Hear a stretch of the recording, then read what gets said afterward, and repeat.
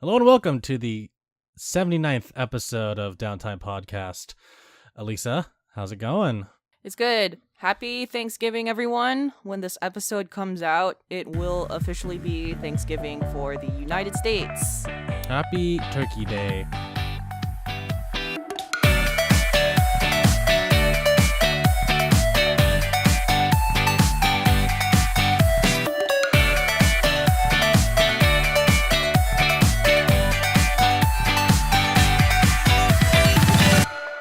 Today I saw a movie called Widows, Ooh. and it was really good. It's a crime thriller, like a crime drama, and it was very exciting. It has Daniel Kaluuya and Viola Davis and Liam Neeson. Oh, cool. It's a pretty epic cast and a lot of let's just say I'm not surprised, Liam Neeson. I'm not surprised. So In what respect? Like he's just being I'm Liam just Neeson? I'm not surprised that Liam Neeson is Liam Neeson. So Oh, okay, that works. like when I was watching this movie, I was like, "Oh, of course, Liam, of course." Oh. Like Liam Neeson being Liam Neeson. Liam Neeson being Liam Neeson. I will say that I love Viola Davis and Daniel, and I really like Daniel from Get Out, and Viola Davis, I know she has a TV show called How to Get Away with Murder, but I haven't really seen it. But so this is actually like one of the first times that I've seen her acting, and she's great. Oh man, that was a good one, a good role. Also, she's hella fit. Oh, wow. She's okay. super fit. I was like, oh my god. She's really toned because it's not a spoiler. The point of the movie is that she's training to avenge her husband who got murdered in a kind of her husband is involved in gangs and was killed during one of his missions. So she's kind of avenging him, and also because he was a super suspect person and like he built a record on himself, they're targeting Viola, who's the widow now. Mm-hmm. And she has to defend herself. Oh, okay. Interesting. So quite enjoyed it. Very good. Nice. Okay. Sounds like a pretty good movie. I actually watched a movie today with Daniel Kaluuya as well. Coincidence. I watched Johnny English Reborn with my friend. He's never seen any Johnny English movies, so we watched the first and the second one back to back, and he loved it. Basically, the Johnny English movies, for those who haven't seen it, are parodies of spy movies, but particularly the James Bond movies in general. It stars Rowan Atkinson as the titular character. Yes, Mr. Bean, come through. Yeah, he's if you know Mr. Bean, he's known for his physical humor and not speaking a word, but of course his character in these Johnny English movies, he speaks, but also you still get the physical humor, which is awesome, and you get a little bit of the dialogue humor as well. And I think the movies are really fun. Like, they're not the highest rated on Rotten Tomatoes, but I think they're really fun, especially for the spy genre. I love these kind of spy movies, so this is definitely something that's up my alley. And I just love Rowan Atkinson as a person. I think he's a great guy, and he's really funny. Awesome. Yeah, and he did a Reddit AMA recently to promote the third Johnny English movie that came out in October, and he just seems like a really genuine and wholesome person. I if I could meet him one day, I would. I know. I really like the Mr. Bean TV show. That was one of my favorite things growing up because they showed a lot of his stuff on PBS and KQED. And I'm glad to see that he's still doing stuff. And I also love Daniel Kaluuya. So that man can do no wrong. He's such a wholesome person. Yes. I also watched Fantastic Beasts this past weekend. Oh, I am going to watch that. So yes, I am. Like, that's a movie I legit plan on watching this weekend. Yes, please do, because it's a lot of fun. Yes. Yeah, I don't want to say anything about that other than that it's a fun movie. Yes. Yeah, what else? Let's talk about games. All right. So, the day before Black Friday, we're just gonna go into it for Black Friday. We've talked a little bit of what we're gonna buy, but we'll just kind of go more in depth. We actually have friend of the podcast and my personal friend Kevin. He actually on the Discord. Join our Discord. Yes. www.downtime.live. Follow the link. But Kevin legit, he posted an Excel spreadsheet summarizing the deals that are happening on Friday. He came through. He did come through. So shout out to you, Kevin. Thank you so much for putting that together. I think that's super awesome. Yes, I know. My personal, on the previous podcast, I said that most likely I'm going to buy No Man's Sky and Stardew Valley on Steam. And then you see, now that I saw the price, I might buy Dragon Ball Fighter Z. It's $17 at Walmart. My, you gotta get it. Yeah, so now I'm like, oh, that is a good deal. Yeah, honestly, that's a steal. Oh my God. It is an incredible steal. That game was pretty expensive, regular price-ish. So, and the fact that this game is now being used at EVO and as a common fighting game, it's very popular. This is a steal for anyone interested. Yeah. If you like fighting games and you like Dragon Ball, you're gonna love this game. That's all. Yes, definitely. A few things that are catching my eye, but I'm like, not sure yet, is GameStop has Assassin's Creed Odyssey for $27. I might buy that as a gift for someone, but I'm just kind of like, interesting. God of War is going to be $17 at GameStop. And that one is God. Like all right. You're like, tempting. It's teasing me again. Beard stroke. Yeah. Kratos beard stroke. Good luck to anyone who gets this shit. Red Dead 2 is for Xbox is going to be $10 at Walmart. What? God bless you, whoever gets that. Y'all are going to fight the shit out of that. I know. Jesus. I'm glad I'm not an Xbox owner. I know. Well, and the crazy thing is, like, this is the best version of it too. So it's like, oh Jesus. Oh my God. Good luck to everyone. Yeah. So so PlayStation 4 is having a Spider-Man bundle for $199, which is a very good deal. It looks like this bundle is going to be in a lot of stores and online, so you shouldn't have to worry. But I am just a little bit disappointed that the PS4 Pro is not available on Black Friday. Yeah. Because that discount would have been a wonderful gift giver for me personally. Because I know a few people who would like a PlayStation, but at this point it's like you might as well get the PS4 Pro. So yeah, no, totally. Yeah, but I mean, $199 for a Slim and Spider-Man is a steal. Like, that is legit a really good steal if you don't have the console. Yeah, and at this point I would assume most people have it, but of course there's always going to be more users playing PS4, so definitely who don't have the console yet. And I think that's awesome. I mean, you get a free game with the PS4. Yeah. You can't get any better than that. Exactly. And for basically $200. That is a steal. Yeah. Yep. And then the last thing that I want to talk about, or the last thing that I have to talk about with Black Friday before we go on to what you're excited about, is that Steam has not announced their autumn sale stuff, or maybe they have, and I just haven't looked it up at the point of this podcast. But the Steam autumn sale is November 21st to 27th. That's so cool. Yeah. So whatever gets revealed there, good luck everyone as well. Yeah, I want to be eyeing that, but I think this year for me, most of the games that I want are on the consoles, not really PC. For sure. I've expressed my interest for Shadow of the Tomb Raider, as well as Red Dead Redemption. I also want Sonic Mania, not sure which console yet. Okami for Switch. Yes, Okami.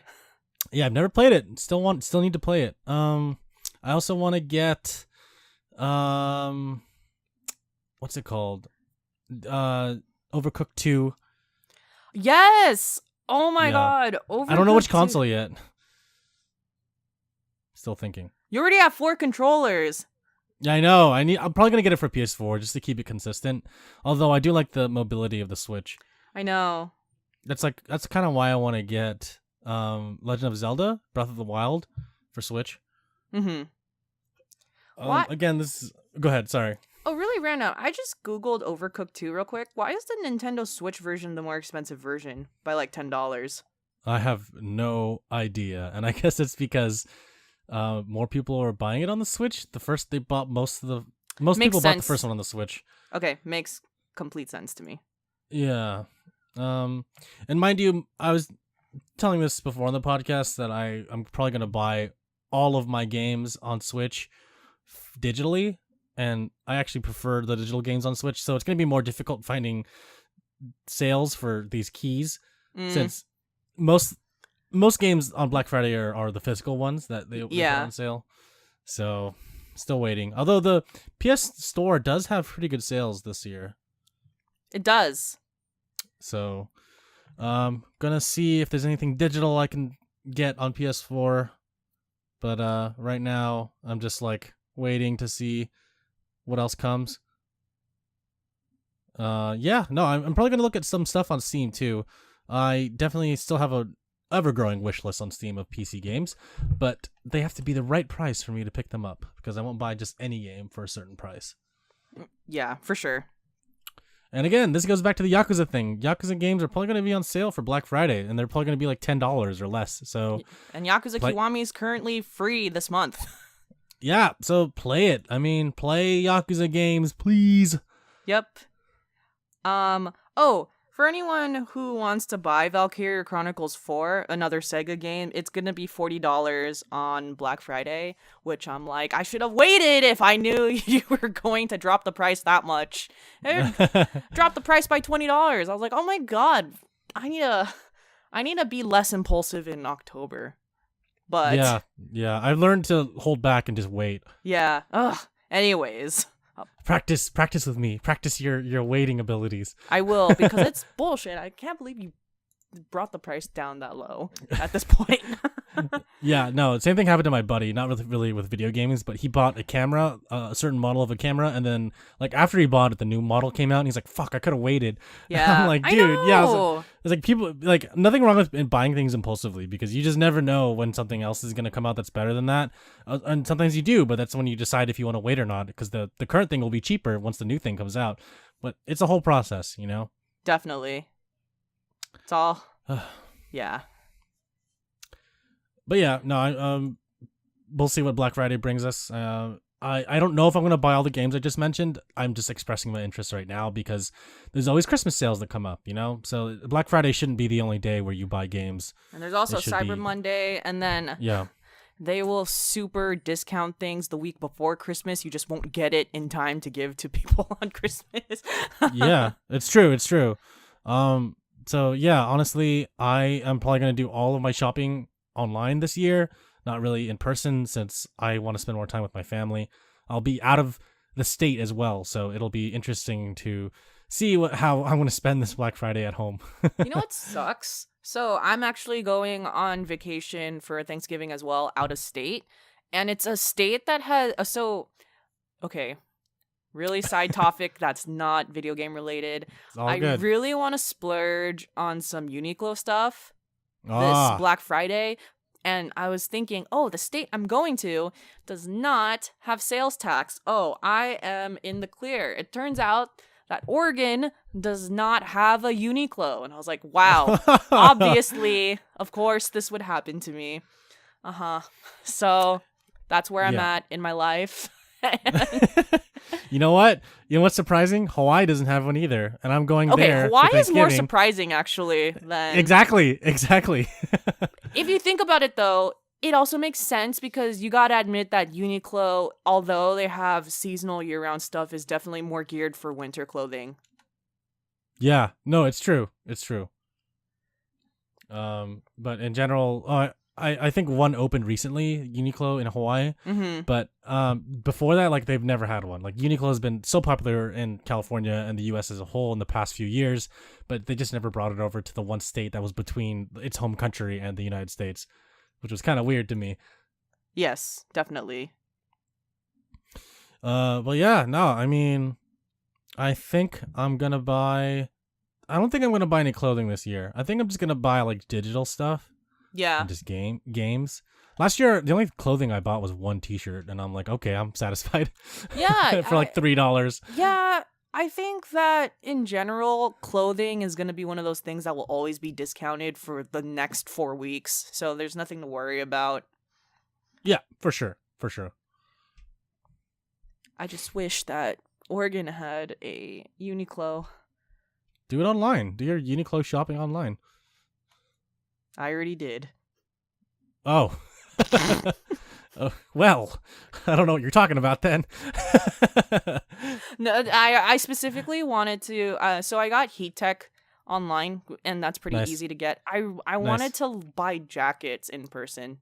Oh, I love their jackets. Yeah, I wanted to. I wanted to get jackets in person just so that I can actually feel what's going on and try it. Yeah, no, I mean, honestly, like, buying clothing online is always a hit or miss for me because the medium might be fitting as a small or the large might fit as a medium, so I would never know. And I prefer ordering shoes and just clothing in person, or like if I order online, I'll have it shipped to the store and I can just go to the store, try it on. If I don't like it, I'll just return it there. But I mean, if I know how a shirt fits overall, then I'll just order it online. I'm like, all right, I know what I want. If it's cheaper online, I'll just get it there. Yeah, exactly. I think that often, like, there's price matching now between online and in store. Totally. Yeah. So, yeah, I think Black Friday, it's like Black Friday I use for electronics and practical everyday things in my life now. Yeah. You know what? I think I'm going to buy a rice cooker on Black Friday. Oh, that's a good one. That's a really good one. Mine's like falling apart. That is a good one. I like. You know what I wish was like counted for Black Friday? What's that? Groceries. Like that would be awesome. Like legit. A lot of food is expensive. Yes. Especially grocery food. If Black Friday had a deal, oh my god. I'd be on that. Yeah, if they had like deals at Safeway or Costco or Trader Joe's or something. Exactly. Yeah, I mean, San Francisco has pretty high tax on everything, so it's kind of nice to have a sale once in a while.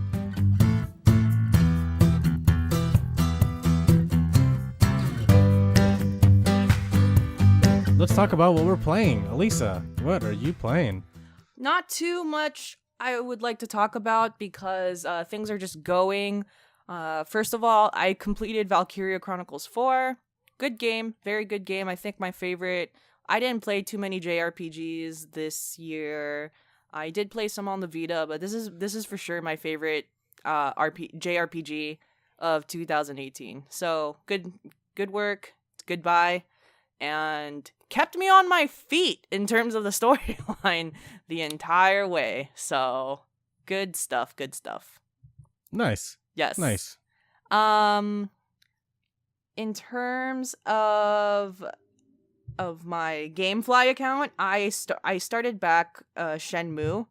I'm most likely gonna finish Shenmue 1, and then I'm gonna return GameFly, and then if I ever need it again, then I guess I'll use GameFly. But we'll see what happens. That's fair. Yeah, I just started up Shenmue. I've only been like 4 hours into the game, so I was never that far in the first place. But my tolerance of the controls and the movement, just because it's such an older game, is making me cringe a little bit. But it's okay. It's how I felt about Shadow of the Colossus, where the adaptation is still with the controls of that time. It's just something like, it's so jarring, but you have to get used to it. Which I understand. Isn't there like different controller set like options like modern or classic? Are there? I could definitely check that out. It's actually so the buttons themselves aren't what's bothering me. It's the camera angles that it's like hard for me to maneuver. Oh, okay. Yeah. Yeah, I think there's two different styles of controller usage in the game. Like, you could choose which buttons do what, but I don't know if that changes the gameplay in any aspect. Okay. So, I mean, you could look into it. I still have yet to start it, but I will start it soon. For sure. Yeah. And then also I started up again Persona 3 on my PS4 or PS3. So that's fun. Nice. And then Red Dead Redemption 2, I'm just like chugging along. Like I said in the previous podcast, I'm like not motivated to finish the storyline anymore. This is just kind of, like a whatever game to me. I don't mean it in a bad way, but it's how I felt about Skyrim, like I said. And I'm in a city called Rhodes now. So I think I'm decently far in the game, but like I'm not completely into the storyline or finishing it like next week. So, Okay. Gotcha. yeah. And then last but not least, at my job this week, I have a friend who has his personal PlayStation and his personal VR, and he has it in kind of like the couch area. So we played Tetris Effect for the first time, which is Tetris with some EDM beats. And it's fun. Like, I was watching it the entire time. It's honestly like really, really fun because it's not just about placing the blocks in the right place. There's like some mechanic where you definitely have to do kind of match with the audio. So Okay. yeah. Yeah. It's basically traditional. It's a Tetris game except with to the beats of the music, I think, is how I interpreted it.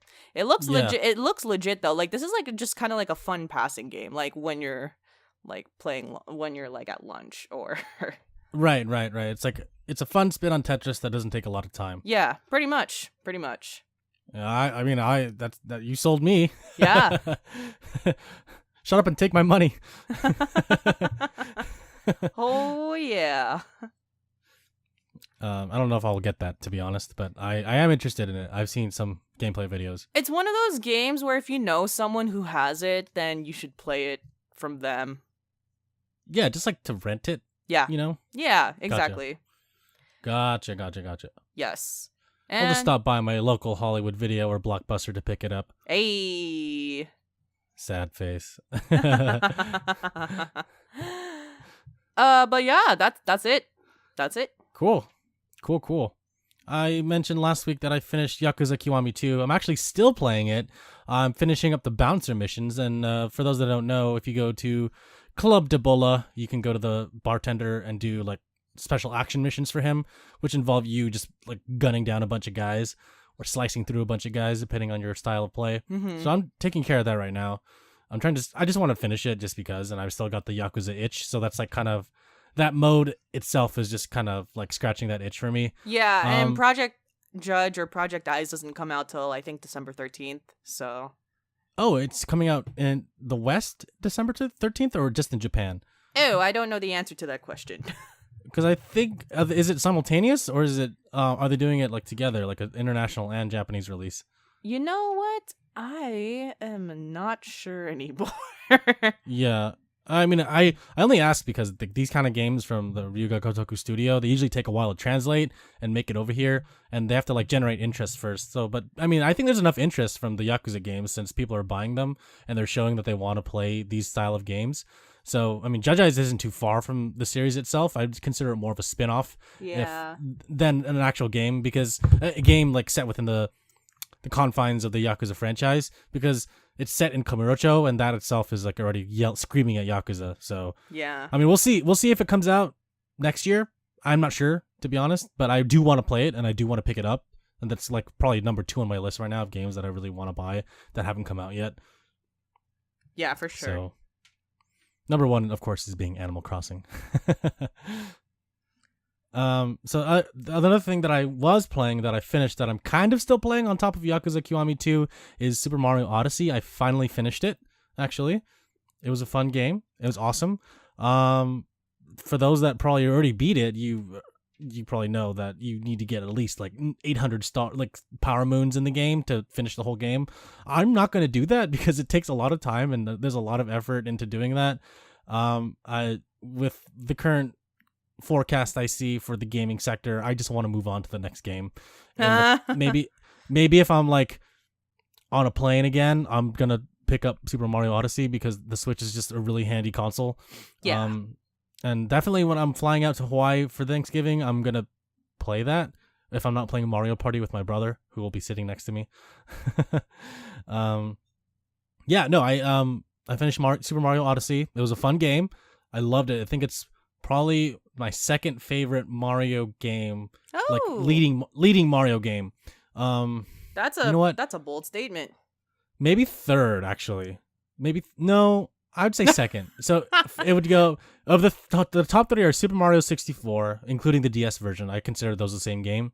Super Mario Odyssey and Super Mario Sunshine would be my third one. Only because the flood mechanic and some of the levels were just really intense for me. And yeah, so we'll see. And if you consider Luigi's Mansion part of the mainline Mario franchise, I will say that's my number one favorite Mario franchise game. Okay. The first Luigi's Mansion. And yeah, those two games I just finished, as I mentioned before, about Yakuza Kiwami 2, and I'm still playing Super Mario Party. Like I'll have friends over some weekends and just play Super Mario Party. My girlfriend and I will just play the partner party mode and try to beat the computers as much as we can. It's fun. I love Super Mario Party. I keep seeing this, and I've said it many times in the past on previous podcasts, but I love Super Mario Party. I think it's a really fun game. Everyone should play it. I'm just curious, what are some of the games? Just because I haven't played it. Oh man, some of the games could be full games. Like there's a soccer mini game that's like 60 seconds long, and it feels like it could be a full game. It's so cool. There's a baseball mini game that's also really fun that can last from 3 to 9 innings. Yeah. There's a game where you have to like push your controller forward and move a barrel. Push your character is standing on a barrel and you have to go to the end of the course. There's a game where you have to hold cases of nuts and shake them, and then you'll see your controller will vibrate, and it'll depend on if there's a lot of vibration, there's a lot of nuts, and whoever has the most nuts wins. There's a cooking mini game that's kind of like Overcooked. Basically, think about Mario Party. Think about Overcooked but with Mario characters. Okay. And that's exactly what this game is called. This game is like. So there's a lot of games that use the motion controls, but also there's also games that just use the regular standard controller layouts. The mini games are varied. I think it's really cool. There's a lot of things to do in Super Mario Party. Even though you play the same maps over and over again, things happen, things change, and your friends become enemies, and your enemies become friends. Yeah. Yeah, and that's it. That's all I got to say about what I'm playing. I'm gonna play Shenmue soon. I'm definitely gonna play it soon. That's all.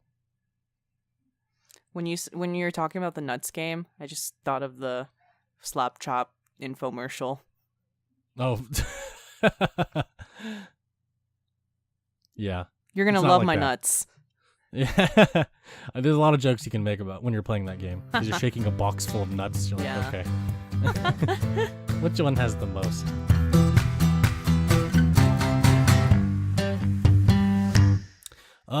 Gaming news. Let's talk about gaming news. All right. So I guess for some insignificant things, PUBG's coming out to PS4. Finally.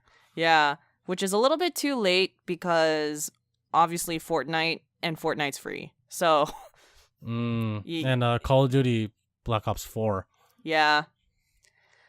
But I guess one of the things they're promoting is they have a few skins from Uncharted and The Last of Us to stay relevant with PlayStation 4 players, but it's kind of past its time, and also it's not free, which is the biggest thing. Yeah, I feel like they rode that wave, and now the wave has crashed, and now they're just trying to pick the wave back up again. Yeah, definitely. I mean, I hopped on the bandwagon when I was talking about playing the mobile game and a podcast way back when, but it was fun for like a couple months. After that, I just like got bored of it because it was the same thing over and over and over and over again. Yeah, Battle Royale in general is just kind of it can be repetitive. It's what you make it, so. Yeah. Yeah. And I feel like for a lot of people, maybe they might disagree with me, but perhaps Black Ops 4 Blackout mode kind of fixed everything that PUBG did wrong, because it's a AAA title. They had a lot of time to work on it, and it kind of has the same things that PUBG had, like vehicles, for example. Fortnite doesn't have vehicles; they just have buildings. And Black Ops, they have vehicles. They have like the same kind of like realistic looking weapons, whereas Fortnite's more of a cartoony style. And so I would say that in the Battle Royale genre specifically, I would think that Black Ops 4 and PUBG would be competing against each other more than they would both be competing against Fortnite, simply because of the artistic style and the fact that you have to pay for either of those games, whereas anyone can play Fortnite. Yeah, pretty much. But that's all I have to say about that. I'm not gonna play Black Ops 4 or the Blackout mode. I'm done with Battle Royale games. Yeah. For a long time.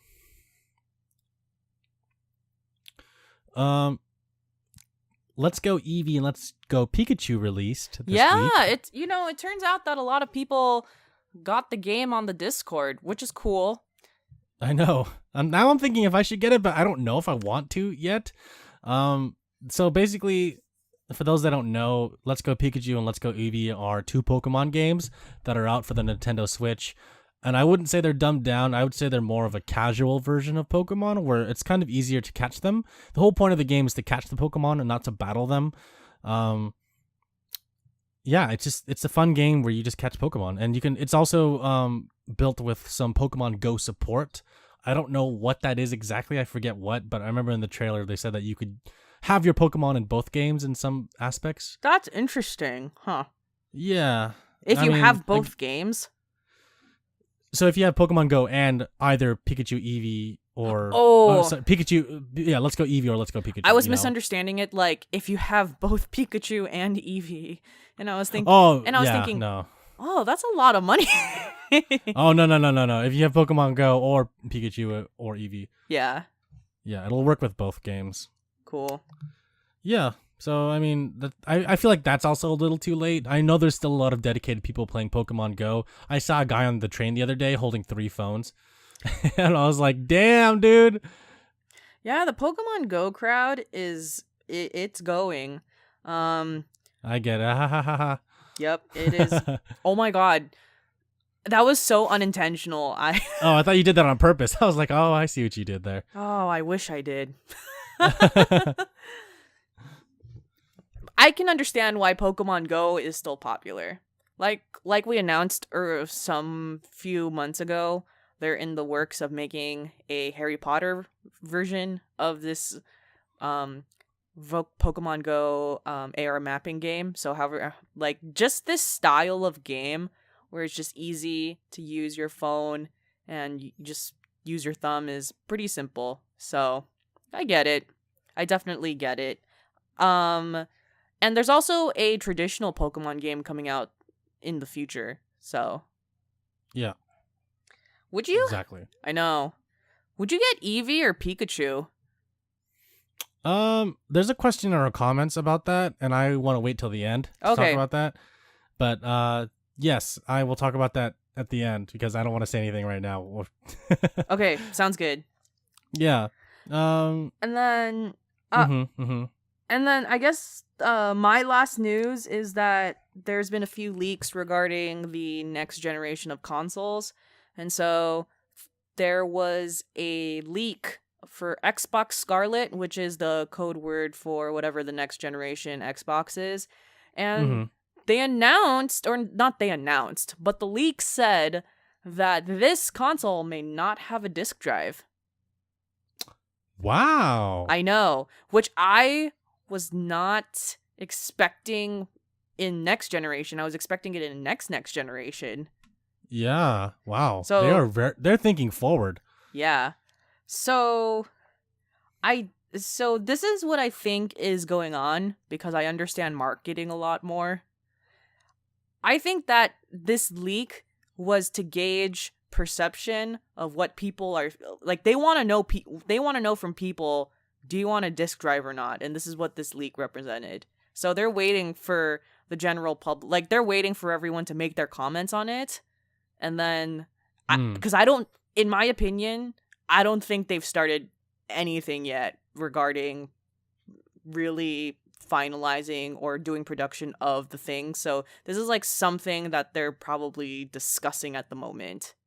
Yeah, it's still like being conceptualized. Yes, it's still being conceptualized, so they're gauging the public.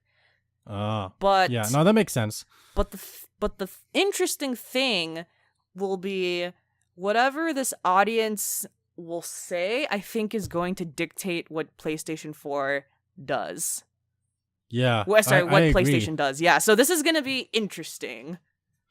Yeah, and I could see this killing GameStop and the whole used market as a whole because people won't be able to play the games anymore unless they come out with a disk drive that's going to be a separate peripheral that you plug into the system, which of course would mean more money for the company, but it will also mean they have to make a separate disk drive, which a lot of people will complain about, but they'll buy anyways. It would be interesting if you came out with two versions, so you had a streaming subscription version and you were able to actually buy hard disks, or you just like kept all those options on it. Yeah. But yeah. Actually, I think I'm going too ahead of myself. Just because there's no disk drive does not necessarily mean it's going to a streaming subscription. But necessarily. It would just mean you buy digitally. Yeah, I think those would be the only two options you would have. Yeah. But we'll see. I mean, if the drive has like 5 terabytes worth of space or something, then that would definitely entice people. I know, definitely. And on top of that, Xbox already has Game Pass, so making it into a subscription-based system and streaming system would not surprise me. But yeah, same here. Yeah. But I think that these next few months of this leak are it's going to determine the next gen.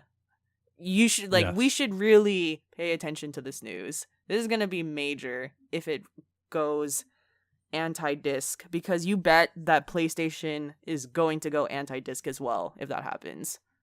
Ugh, yeah, and I don't want that to happen, but of course this is how the market works. Yeah, exactly. Or they could just stay disc, what they did before. It's true. PlayStation doesn't have to go anti-disc right now either. And like, to be honest, there's a huge collector appeal still. It's not complete, like the collector appeal is not completely screwed yet. People will always want a physical copy, just like how some people want physical copy of books. So it's not dead at all. Yeah. Or like vinyl records. People want vinyl still. Yes, exactly. Yeah. I mean, we'll see. Again, this is all speculation and yes, nothing's concrete yet, but hey, I mean, it's interesting to talk about because we'll see what happens in the future. The future of gaming is bright, but there's also some dark spots to it, and this is how it always is. This is how it's always going to be. Oh, yes, definitely. We as gamers just have to vote with our wallets. Yes, vote with your wallet. The console race is fun. This is a fun time. Oh, yeah. Yeah. Definitely. Technically, the Switch is a console, but it's also a portable, so it confuses me, and I always consider it more of a portable than like a physical console that you put on the ground, or on a table. I mean, but yeah, no, I totally get that. Yeah, and I like that it's both, because there's a whole market. It shakes up the whole market basically. There's a whole market for that kind of thing, and Nintendo's leading it right now. Pretty much.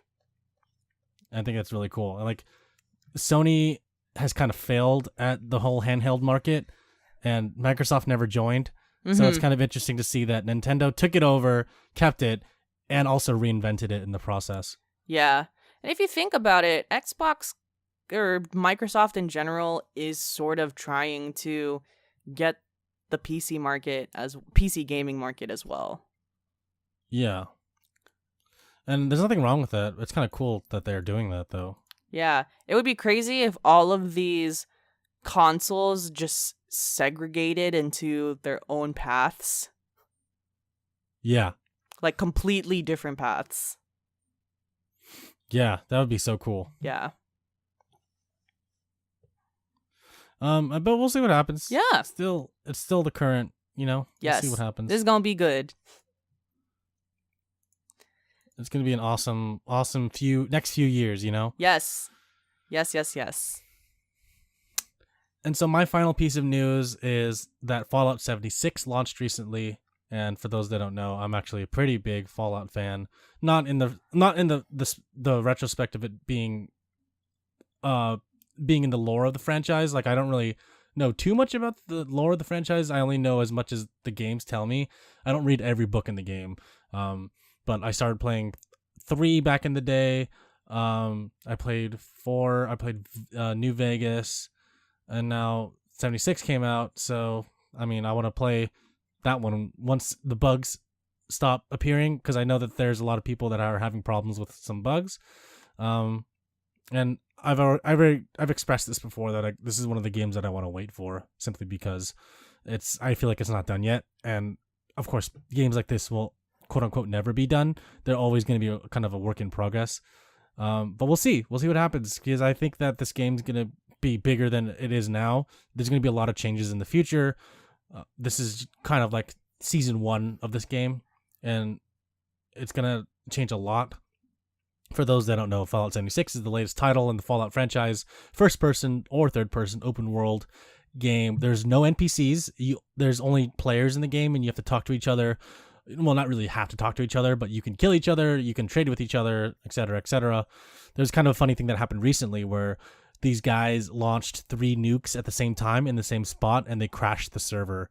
So, for some context on that, there's like nuclear missiles that you can access in the game. Apparently, they're really hard to get to, but I guess these guys found a way around that, and so they launched 3 nukes. And the purpose of launching the nukes is, 1, to be able to clear an area, 2, to destroy a rival team's area, 3, to create a different environment with different creatures and like better loot. So think of Fallout 76 as kind of like an online game, but think of it as Skyrim with guns, or just any 3D Fallout game, but in an online setting. And there's a lot of rules and restrictions for playing online. For example, you can't always, if you kill someone and you die, you're gonna keep all your stuff. Like, that's one of the nice things that they mentioned at Bethesda's E3 conference. But yeah, no. Overall, I'm gonna wait for the game to be quote unquote finished when they finish all the bugs. We'll see. And this game does not have an offline mode at all. This only has an online mode. That's correct, but Okay. you could play by yourself. Like, you could choose not to play with other people. So there's a quote unquote single player aspect to it, but you're forced to play by yourself.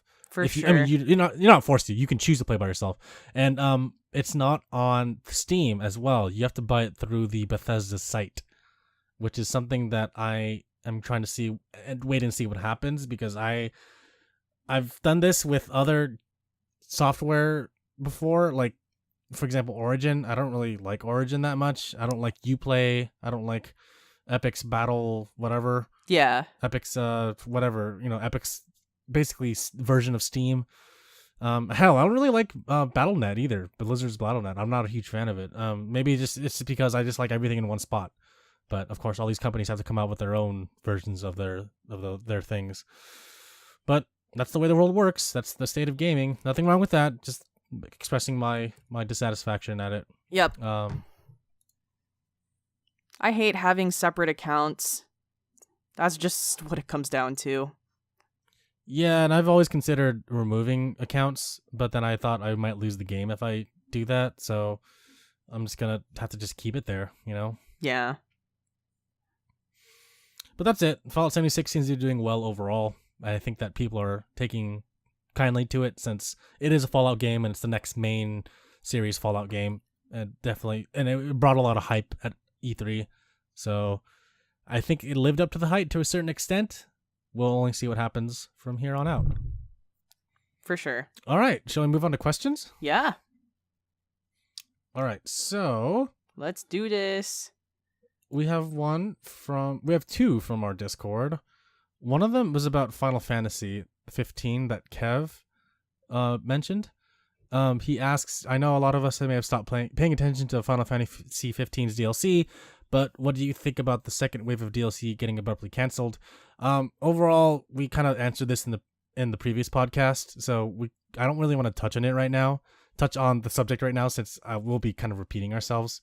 Yeah, episode 78 is pretty comprehensive on how we feel. So, yeah. Yeah. And Divine Eater Auron's question on the Discord is also Pikachu or Eevee.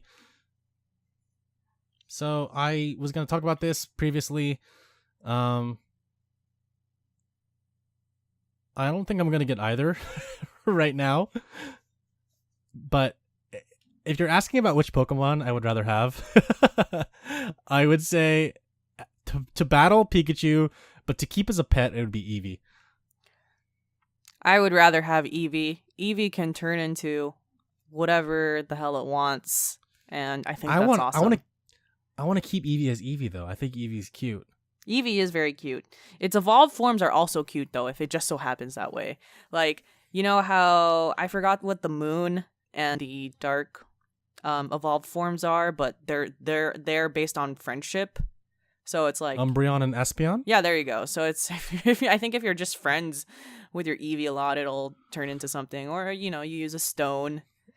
I like You're like, oh. I like the creativity of what an Eevee can turn into. And they're all cute. They're all cute versions. Yeah. My favorite is Jolteon, but I'm afraid that if I try to touch it, it'll poke me because it's so spiky. That I've thought about that before. It is very spiky. I always thought about that. Every time I look at Jolteon, I'm like, damn, if I pet that thing, it's going to cut my hand. I am a huge Flareon. Flareon is my favorite version of Eevee. Nice. Yes. Very nice. That's cute. Yes. If you got a Switch, which one would you get? Oh, I'd get the Eevee one. I don't even know what I don't know what the hell the differences are. I'm assuming the difference is just like night and day, like, choosing between blue and red. Oh my god, do we need to talk about that Pikachu movie? Yeah, let's talk about it, because we both watched the trailer. I don't know. Whenever I see or hear Ryan Reynolds' voice, I just think of Deadpool. And the Pikachu character in the trailer kind of reminded me of Deadpool, because he was witty and he was like, he had like really fast quips and he was jokey. And so I was like, wow, this is just Deadpool in a Pikachu body. I just realized after watching this trailer, I realized I don't want Pikachu in a real stylized form for movies. And I don't want a Mr. Mime either. Oh, good lord. Yeah, no, that thing freaks me out. Yeah, they're not cute. Oh, when you're in a 2D cartoon, it's just much more cuter and adorable. And, you'd think that Pikachu is fluffy, and it's like okay, but there's something about it that irks me. Yeah. I don't know. Maybe it's because they're trying to make it look realistic. You know what I would... That's all. Yeah. Like, I wouldn't mind a Pokemon movie that's in 3D, but say the 3D style of Big Hero 6. Oh, yeah, like an animated 3D style, not like a live action 3D Yeah, style. exactly. That would be I feel cuter. it. Yeah, and I would kind of want to see that, actually. Like Ash Ketchum in the Pokemon World 3D version. Yeah, that would be awesome. Yeah. But, one can dream. Yes. For those that don't know, the Pikachu movie, Detective Pikachu, is about this guy who's trying to find out what happened to his father, and he finds a Pikachu in his house that has a detective hat on, and the Pikachu can speak English, and he can understand it, but no one else can understand the Pikachu but him. And the Pikachu is voiced by Ryan Reynolds. And the movie also stars Ken Watanabe. And the whole thing is just confusing to me, because it's apparently based on a video game called Detective Pikachu. But I'm wondering why they made this a live action Pokemon movie, as opposed to picking something else into a live action Pokemon movie. Who I don't know, maybe even knows? Yeah, I mean, I feel like this is long overdue. There's a lot of things recently that I felt like were long overdue. Maybe because we didn't have the technology back then, maybe because people were not too ambitious, maybe because people didn't have enough money. But at the end of the day, it's like the Pokemon craze is still lasting. I get it. It's a worldwide phenomenon. But there are several points in the Pokemon franchise's history when I felt like it was huge. For example, 2016 Summer of Pokemon Go. That's when Pokemon was huge. Not just for Pokemon fans, but for everyone who Yeah. didn't like Pokemon in the beginning or didn't know what Pokemon was. That was some people's Um, introduction to Pokemon Go. exactly. And that's perfect because it's the first generation of Pokemon, so they knew all the Pokemon by name. Yeah. And I'm sure people started watching the anime as well, to coincide with the release of it. And they're like, what's Pokemon? Let's watch the anime and find out more. And, the movies were popular. When the first movie came out, it was super popular back in like 1999. When the games came out in the US, they were popular back in 1995. So it's like there were these phases where Pokemon was super, super popular. But now it's like, I'm not saying it's fizzling out. I'm just still saying it's still super popular. But I feel like a live action movie has been long overdue. And I don't know why they didn't make it sooner. Yeah, for sure. I agree as well. Like, we've gone through 25 years, 30 years, almost, I think 30 years of Pokemon. Yeah, something like that. Yeah. Then again, I will say Pokemon is a Japanese game, so it would make sense that a lot of the stuff that comes out of it is managed and improved by the Japanese side. So there may have been a lot of ideas thrown our way in the past 20 years. Just didn't pass. Yeah, that always happens. Yeah. All right, well, that's all the questions for the Discord. Yeah, so I guess we'll end this podcast and talk about Marvel and Stan Lee, who I think as of today, he passed away 4 or 5 days ago of this recording.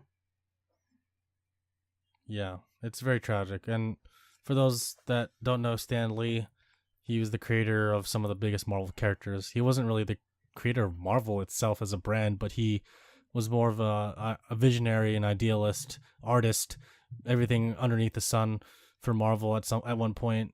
He and Jack Kirby created a lot of characters, and a lot of memorable characters, some of the ones that we know today. So he passed away at the age of 95 due to health complications. Basically, he was just getting old, and it was his time. Definitely. I think that the silver lining in a lot of this is that Stan Lee died of old age, which you don't hear about as often anymore these days. People will have diseases and they'll die very earlier than expected. So it's nice to know that people like Stan Lee and I think Jack Kirby, like they lived long lives. Yeah, long, fruitful, influencing lives. They definitely had a huge influence on a lot of people. Yeah. And I think it's really cool that they inspired a lot of people to create things and to become heroes themselves. Yes, exactly. Oh, and then even Steve Ditko died this year as well. Wow. Yeah.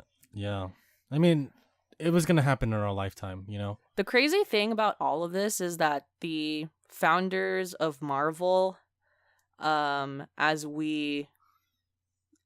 was started, are passing away as the movie Marvel universe, as the Avengers is coming to an end, therefore ending this generation of Marvel and looking into the future. It's almost poetic. It's cool.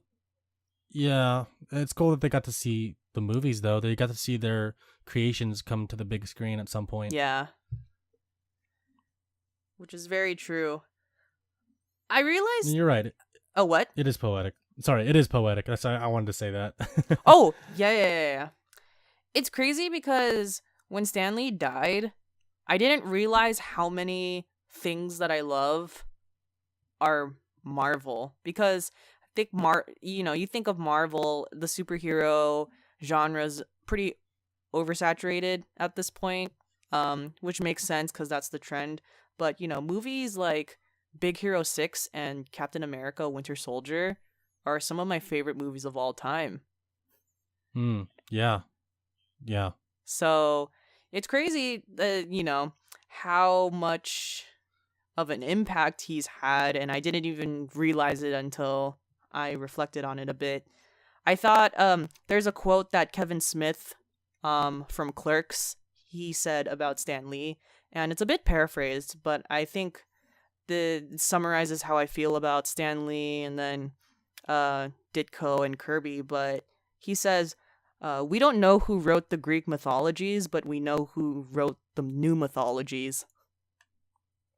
Yeah. Yeah. But yeah. Wow. That's nice. Yeah. So, yeah. Those are my thoughts about Stan Lee. Yeah. I mean, I never met the guy, but I miss him. You know what I mean? Like, I miss him in the fact that he touched us in a way that a lot of creators don't, meaning that he did things in the entertainment space that a lot of people dream of doing, like creating this basically universe of characters and having a huge influence. Even when he got older, after all these characters were said and done, he still had some, influence over them. He still had some way of touching those characters and the direction that they went in. Definitely. And for the fans of the movies too, I think, since I'm not a huge comic book fan, I love the Marvel Cinematic Universe. I think that everything from his little cameos to him executive producing the movies was really cool. And I read that they filmed enough cameos for the next few movies, so I don't know how they're gonna add him in. Oh. Like, I don't know if they green screened everything for his cameos or what. We'll see. But yeah, we'll see what happens. Yeah. For sure. Yep. Rest in peace, Stan Lee. Yes. Have a good time on the other side. Definitely. Oh, and then one final note I have about Stan Lee, because not recently, but several months ago, I went to Seattle and I went to the Museum of Pop, which at that time was having a Marvel comic exhibit and everything Marvel. And it's people like Stan Lee, Ditko, and then Jack Kirby. So when they were starting up these comics, it came during a time, it was aligned with the World Wars and the Cold War, all of these characters. And so they were creating these characters as a way to give hope to people that the good guy will prevail. So yeah. But yeah, all of these heroes created are to be heroes. So yeah. And Stanley himself was a hero. Yep. But yes, rest in peace. All right. Well, that will about close us out for the podcast. Make sure you go to www.downtime.live to check out our website. Click on the community link on the bottom left corner of our website to join our Discord. Ask us questions at contact@downtime.live, the old-fashioned way. Make sure that you leave us a review on Apple Music or iTunes, and we'll read it on the podcast. Leave us a comment on YouTube or Podbean. Not Podbean. YouTube? Is it YouTube? And we do have Podbean. You can leave comments on Podbean? I think so. I think technically you can leave a comment on every platform we have. Technically. Okay. Cool. Yeah, leave us a comment on anything, and we'll talk about it. We'll mention it. Yes. All right. Thanks for listening to the 79th episode of Downtime Podcast. Have a good night. Peace.